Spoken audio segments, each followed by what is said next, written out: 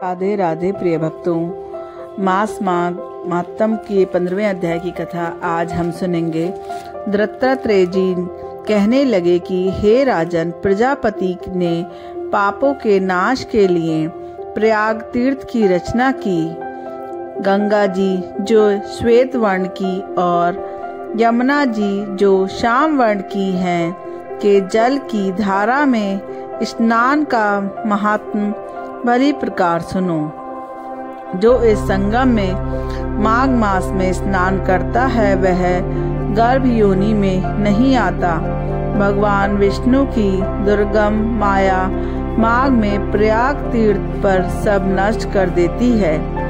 माघ मास में प्रयाग में स्नान करने से मनुष्य अच्छे भोगों को भोग कर ब्रह्म को प्राप्त होता है। माघ मास तथा मकर के सूर्य में जो प्रयाग में स्नान करता है उसके पुण्यों की गिनती चित्रगुप्त भी नहीं कर सकते हैं। 100 वर्ष तक निराहार रहकर जो पुण्य प्राप्त होता है वही माघ मास में 3 दिन प्रयाग में स्नान से होता है। जो फल 100 वर्ष तक योगाभ्यास करने से मिलता है, जैसे सर्प पुरानी कांचली को छोड़कर नया रूप ग्रहण कर लेता है, वैसे ही माघ मास में स्नान करने से मनुष्य पापों को छोड़कर स्वर्ग को प्राप्त होता है। परंतु गंगा यमुना के संगम में स्नान करने से हजारों गुना फल प्राप्त होता है। हे राजन, जिसको अमृत कहते हैं वह यह त्रिवेणी ही है।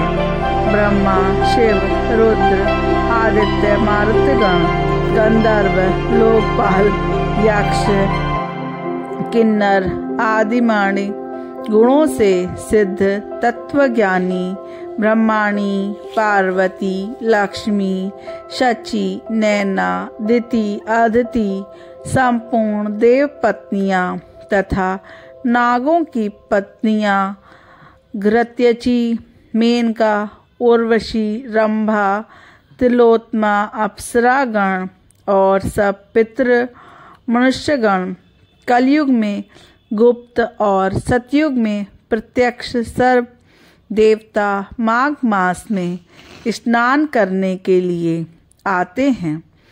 इन दिनों माघ मास में प्रयाग में स्नान करने से जो फल मिलता है वह ईश्वर ही कह सकते हैं। मनुष्य में कहने की सामर्थ्य नहीं है। हजारों अश्वमेध यज्ञ करने से भी यह फल प्राप्त नहीं होता जो त्रिवेणी में स्नान से प्राप्त होता है। पूर्व समय में कांचन मालिनी ने इस स्नान का फल राक्षस को दिया था। इससे वह पापी मुक्त हो गया था। जय श्री राधे। अगर आपको वीडियो अच्छी लगी तो वीडियो को लाइक तथा चैनल को सब्सक्राइब अवश्य करें और इसी प्रकार की आध्यात्मिक बातों को जानने के लिए चैनल से जुड़े रहें। जय जय श्री राधे।